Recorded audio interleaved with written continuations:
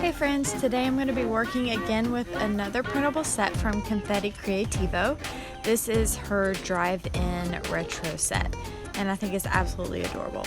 So I'm starting out by working on this background with some distressed oxides and complementing colors, and I just wanted to create sort of a sunset type effect here with those. And I'm using a little white paint from Delusions to outline my page. I've been on a little bit on a kick of outlining my pages lately. I'm not sure where that came from, but it does add an extra element. Sprayed a little water on that distressed oxide there just to give it those speckles. And I created a stencil using this printable as well, and I'll do a separate video showing how I did that using my Cricut machine. But I wanted to apply some shadow trees in the background of these elements from this printable just to give it a little bit more of a three-dimensional effect. And it was a whole lot of fun too.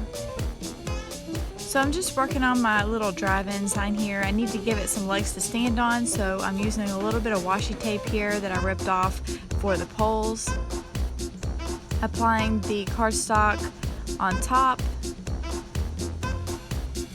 And I wanted to do this across the whole spread just because there were so many cute elements.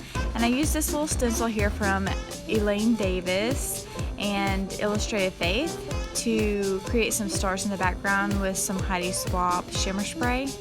So that's how I completed the page. Hope you guys enjoyed watching, and please don't forget to subscribe. Have a great day.